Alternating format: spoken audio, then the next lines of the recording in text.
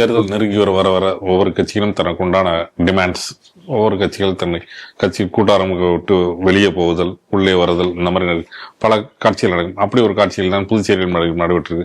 புதுச்சேரியில் வந்து நீண்ட காலமாக வந்து தமிழகத்தில் இருப்பது போல் இந்திய கம்யூனிஸ்ட் கட்சி வந்து திமுக காங்கிரஸ் கூட்டணியில் இணைந்து செயல்பட்டு இருந்தது.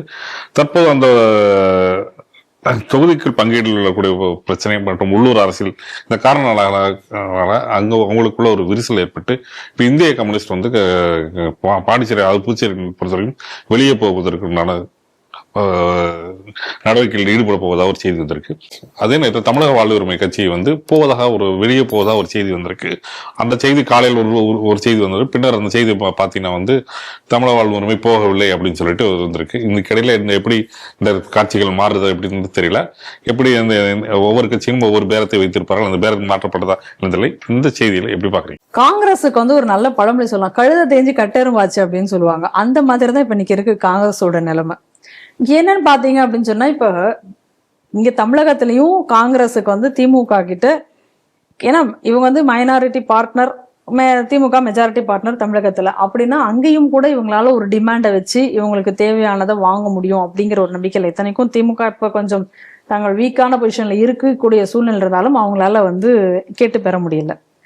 புதுச்சேரியில அவங்கதான் மேஜர் பார்ட்னர், இவங்க மைனாரிட்டி பார்ட்னர். அங்கேயும் கூட பாருங்க, இப்ப என்னன்னா 2 பேரும் ஈக்குவல் ஷேரிங்கா இருக்கக்கூடிய 30 தொகுதியை ஆளுக்கு 15 அப்படின்ற மாதிரிதான் இருக்கு. இப்பயும் வந்து காங்கிரஸால ஒரு அப்பர் ஹேண்ட் எடுக்க முடியல. அப்ப காங்கிரஸினுடைய நிலை இன்னைக்கு அப்படிங்கிறது ஒரு மிகப்பெரிய ஒரு பரிதாபத்துக்குரிய நிலையாக இன்னைக்கு தமிழகமா இருந்தாலும் சரி, அது புதுச்சேரியா இருந்தாலும் சரி, அந்த மாதிரி ஆயிடுச்சு. அப்ப சாதாரணமாக இருக்கக்கூடிய ஒரு காங்கிரஸ் தொண்டனுடைய நிலைமை என்னன்னு பாருங்க. ஒரு எம்எல்ஏவோ ஒரு எம்பி ஏதோ எதுவுமே கிடைக்க முடியாது. சும்மா சாதாரணமா கட்சியில இருக்கேன் அப்படின்னு வேணா சொல்லிக்கலாமே தவிர வேற எந்த ஒரு பெரிய அங்கீகாரமும் இல்லாத ஒரு நிலையை தேடி இப்போ வந்து இன்னைக்கு காங்கிரஸ் போய்கிட்டு இருக்கு. அடுத்தது கம்யூனிஸ்ட பத்தி நீங்க சொன்னீங்க. கம்யூனிஸ்ட பத்தி ஒன்றும் சொல்றதுக்கு ஒண்ணும் இல்லை. அது ஏற்கனவே, ஏன்னா அவங்களுக்கு இழக்கிறதுக்கு ஒண்ணும் இல்லை, ஏன்னா எதுவுமே இல்லாதனால இழக்கிறதுக்கு எதுவும் கிடையாது, அதுதான் சொல்லணும். ஆனா கம்யூனிஸ்டுக்கும் அப்படிதான். எப்படியெல்லாம் வந்து அவர்களும் இன்னைக்கு கோலோச்சினார்கள், இன்னைக்கு என்ன ஒரு நிலைக்கு அவங்களும் தள்ளப்பட்டிருக்கிறார்கள் பார்க்கணும். காரணம் என்ன அப்படின்னா, ஒரு கூட்டணியை நம்பி அதன் மூலமாகவே பயணிக்க வேண்டும் அப்படிங்கக்கூடிய ஒரு நிலைக்கு ஆளானதுனால இன்னைக்கு இந்த கட்சிகள் வந்து ஒரு பரிதாபகரமான நிலைக்கு போய் இன்னைக்கு கம்யூனிஸ்ட் வந்து தன்னுடைய தேசிய கட்சி அப்படிங்கிற கூட அந்தஸ்தையை கூட இன்னைக்கு வந்து இழந்து விட்டது, அப்படின்னு இழந்திருக்கு. அப்படிதான நிலைமை இன்னைக்கு. பட் அதனுடைய சித்தாந்த ரீதியாக அதுல ஒன்றும் நமக்கு வந்து அது போனது வந்து நல்லதுதான் அப்படின்னு நம்ம நினைச்ச ஐடியாலஜிக்கலா அதனுடைய கொள்கை நாட்டிற்கு மோசமானது, அது நாட்டிற்கு வந்து தேவையற்றது, அது போனது ஒரு பக்கம் சரிதான் என்றாலும் கூட அது எப்படி இப்படி பரிதாபகரமான நிலைக்கு போனதுங்கிற அந்த வரலாறு தான் நம்ம வந்து பார்த்து பாடம் படிக்கணும் அப்படிங்கிறது. இன்னைக்கு இந்த பாடம் வந்து எல்லாருக்குமே ஒரு சரியான பாடம் தான். இதை காங்கிரஸும் இன்னைக்கு புரிஞ்சுக்கணும். காங்கிரஸ் வந்து இன்னைக்கு அதாவது எங்கேயுமே அவங்களால பேச முடியல. இங்க வந்து எவ்வளவோ ப்ரெஷர் கொடுத்து பார்த்தாங்க, ஆனாலும் கடைசியா கூத்தாடி கடைசியா ஒரு 3 சீட்டு எக்ஸ்ட்ராவா வாங்க முடிஞ்சது தவிர வேற ஒண்ணும் பண்ண முடியல. ஏதோ போனா போதுன்னு ஒரு ராஜ்யசபா சீட்டை வாங்கிட்டாங்க. அதுவும் கூட வந்து என்னன்னா, இப்ப காங்கிரஸுக்கு வந்து ஒரு பெரிய பிரச்சனை. இங்க வந்தா ஒருவேளை திமுக ஜெயிச்சிருச்சு அப்படின்னா இங்க ஆட்சியில ஏதாவது ஒரு எம்பி எம்எல்ஏ என்னத்தையாவது ஒரு எம்எல்ஏ ஏதாவது கிடைக்கும். விஜய் கூட போனா அது கிடைக்குமா கிடைக்காதான்னு தெரியாது, ஜெயிப்பாங்களான்றது தெரியாது. அப்ப ஜெயிக்கவே இல்லை அப்படின்னா ஒண்ணுமே இல்லாம போயிருமே காட்சி. ஏன்னா ஒருவேளை அவங்க அங்க போய் திமுகவும் இன்கேஸ் ஜெயிச்சு இருந்ததுன்னா இவங்களுடைய நிலைமை என்ன ஆகும் அப்படிங்கிற ஒரு இதுக்காக வேற வழியே இல்லாம கடைசியா வந்து, அதாவது காங்கிரஸ்ல வந்து எப்படி வந்து கூட்டணி பேசுறதுக்கு இவங்க இங்கிருந்து போன காலங்கள்லாம் போய் கடைசியா வந்து அங்கிருந்து வந்து மேலிட பார்வையாளர் வந்து இங்க வந்து பேசி அதுவும் ஒத்து வராம கடைசியா ஒரு சிதம்பரத்தை ஒரு செட் பண்ணி ஒரு ஏஜென்டா செட் பண்ணி எப்படி ஒரு நிலைமை மோசமாயிடுச்சு பாருங்க. அதனால மொத்தத்துல இன்னைக்கு வந்து காங்கிரஸும் வந்து இன்னைக்கு அதனுடைய இது இல்லாம அழிந்து கொண்டிருக்கிறது என்பதை நம்ம பார்க்கிறோம். அதே நேரத்துல இன்னைக்கு கம்யூனிஸ்ட் அப்படிங்கிறதும் இன்னைக்கு ஒன்றும் இல்லாமல் அந்த கட்சியும் இன்னைக்கு ஒழிந்து விட்டது.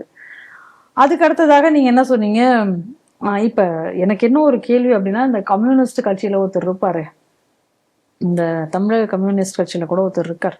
எங்க எடுத்தாலும் அவர் கூவி கொண்டே இருப்பார். அவர் தான் ரொம்ப வந்து ஏன்னா கொடுத்த காசுக்கு மேல கூவுறீங்க அப்படிங்கிற மாதிரி இந்த மதுரையில கூவிட்டே இருப்பார். அந்த சு வெங்கடேசன்லாம் வந்து கொஞ்சம் புரிஞ்சுக்கணும். கம்யூனிஸ்டுக்கு இப்போ அது பாருங்க, இந்த கம்யூனிஸ்டுக்கு இங்க வந்து 6 சீட்டு போன தடவை எல்லாரும் 6 சீட்டு 6 சீட்டுனாலும் சொல்லிட்டு இருந்தாங்க. இப்ப இந்த 6 சீட்டும் போய் 5 சீட்டு தான் கொடுத்துருக்காங்க. நிலைமை எவ்வளவு மோசமாயிட்டே இருக்கு பாருங்க அவங்க எல்லாத்துக்குமே. ஸோ இதுதான் வந்து இன்னைக்கு இருக்கக்கூடிய ஒரு சூழ்நிலை. இன்னைக்கு என்னன்னா, இந்த கூட்டணியில தான் நீங்க ஜெயிக்க முடியும், கூட்டணி பலத்துல தான் ஜெயிக்க முடியும் அப்படின்னு சொல்லி ஒரு கூட்டணியாக வச்சு அந்த கட்சியினுடைய ஒரு சுயத்தை இழக்க செய்து எல்லா கூட்டணி கட்சிகளுடைய எல்லாத்தையும் அவர்கள் வந்து இன்னைக்கு வந்து ஒரு ஜீரணம் செய்து ஒரு அவர்களுக்குள்ளார கொண்டு வந்துட்டு இருக்காங்க. அதை தான் நம்ம இன்னைக்கு பாக்குறோம். இன்னைக்கு எல்லாமே பாருங்க, இன்னைக்கு வந்து ஒரு நம்ம போன செய்தியில பார்த்தோம். அதுலயே கூட நான் என்ன சொல்றாங்க, எங்களுக்கு வந்து இன்னைக்கு இருக்கக்கூடிய அந்த துடுக்க கட்சி கூட இவங்களோட கூட்டணி வச்சிருந்தா அவங்க என்ன பண்றாங்க, ரெப்ரசன்டேஷன்ங்கிறத எனக்கு அட்லீஸ்ட் வந்து நாங்க அப்படியே சட்டசபைக்கு போனா போயிடுறோம், அவங்க சட்டசபைக்கு போனா போயிடணும் அப்படின்றது மாதிரிதான் இருக்கு. அதனால என்ன சின்னம் கொடுத்தாலும் நாங்களை ஜெயிச்சிடும். போன தடவை ஜவாஹர்லால் அதுல நின்னாரு, அந்த சின்னத்துலதான் சின்னாரு. கடைசியா அவருக்கு தன்னுடைய சின்னத்தையும் இழக்கக்கூடிய, கட்சியினுடைய அங்கீகாரத்தையும் இழக்கக்கூடிய ஒரு நிலைக்கு அந்த கட்சி இன்னைக்கு தள்ளப்பட்டு இருக்கிறது. அங்கீகாரம் இன்னைக்கு தேர்தல் அங்கீகாரம் இழந்து குனிக்கக்கூடிய சூழ்நிலைக்கு தான் போச்சு. இந்த மாதிரி கட்சிகளை வந்து இழுத்து இப்ப என்ன சின்னம் கொடுத்தாலும் நிக்கிறதுக்கு தான் அந்த ஒரு அந்த ஒரு லெவல்ல தான் அவங்க வச்சிருக்காங்க. அந்த மாதிரியான சூழ்நிலை இன்னைக்கு மதிமுகவோட நிலைமை என்ன பாருங்க. அப்ப இப்ப நீங்க சொன்னீங்க, அடுத்ததான் அந்த இவனை பத்தி சொன்னீங்க, தமிழக வாழ்வுரிமை கட்சியை பத்தி சொன்னீங்க. அந்த தமிழக வாழ்வுரிமை கட்சி கூட இப்ப என்ன முதல்ல வரமாட்டேன்னு சொன்னாங்க, அப்புறம் உடனே வர்றேன் அப்படின்னு சொல்லிட்டாங்க. இந்த டயத்துல எனக்கு என்ன ஞாபகம் வருதுன்னா, தினகரன் உடைய வீடியோ ஒன்று வந்து ஒரு பேட்டி ஒன்று இடையில பார்த்தேன். அப்போ அவர் சொன்னாரு, நான் அந்த மாதிரி வாக்கிங் எல்லாம் அந்த போவேன், இப்போ அந்த பக்கத்துல நான் போறதே இல்லை. காரணம் என்ன அப்படின்னு சொன்னா, யாரை பார்த்தாலும் வந்து கூட்டணிக்கு வாங்க, சின்ன கட்சியா இருந்தா கூட கூட்டணிக்கு வாங்கன்னு எல்லாரையும் கூட்டி வச்சுக்கிறாங்க, அதனால இவங்க தொல்லை தாங்க முடியல, நாளை போறது இல்லை அப்படிங்கிற மாதிரி அரசு சொன்னார். அதாவது இதுக்கு காரணம் என்ன அப்படின்னா, இன்னைக்கு வந்து இவன் வெளியில போனதுக்கு அப்புறம் போறான், அவன் வெளில போனா அவனுக்கு தான், இத்தனைக்கும் தமிழக வாழ்வுரிமை கட்சினால ஒரு பெரிய ஒரு எந்த ஒரு பிரச்சனை இதுவும் வந்துட போறது இல்லை திமுகக்கு. ஆனாலுமே இன்னைக்கு திமுக அவர்களையும் வெளியில விட தயாரா இல்லை. நீங்க நல்லா புரிஞ்சுக்கணும். அப்படின்னா அந்த அளவுக்கு இன்னைக்கு திமுக வந்து ஒரு பயத்துலதான் இருக்கு. ஏதாவது ஒரு 2 ஓட்டு வேற எங்கேயாவது போனா கூட நமக்கு வந்து அடி வாங்கிருமோ, ஒரு 10 ஓட்டு யாராலையாவது பிரிஞ்சுட்டா கூட நமக்கு வந்து தோத்துருவோமோ. அப்படி கிடையாது. நீ சொல்றத பார்த்து திமுக தனித்து ஒரு செல்வாக்கு கிடையாது. அப்படி ஆமா, அப்படித்தான் சொல்லணும். ஏன்னா எதுக்கு இப்ப நீங்க யோசிச்சு பாருங்களேன், இவ்வளோ அட்ஜஸ்ட்மெண்ட் எதுக்கு? நீங்க திமுகவும் அட்ஜஸ்ட்மெண்ட் தானே, நாங்க 25 சீட்டுக்கு மேல கொடுக்கவே முடியாது அப்படின்னு சொன்னவங்க எதுக்கு நீங்க 28 சீட்டு நீங்க போறீங்க? அப்புறம் ஒரு ராஜ்யசபா சீட் ஏன் போகணும்? தனித்து நின்றா அதனால ஜெயிக்க முடியாது, தனித்து நின்றால் அதனால ஜெயிக்க முடியாதுங்கிற ஒரு சூழ்நிலையில தான் இன்னைக்கு அந்த ஒரு பயத்துல தான் இன்னைக்கு திமுக இருக்காங்க. ஏன்னா மக்கள் மத்தியில ஒரு பரவலாக அவர்களுக்கு வந்து ஒரு எதிர்ப்புங்கிற மனநிலையும் அவர்களிடத்துல ஒண்ணு இருக்குங்கிறதையும் நம்ம பார்க்கணும்.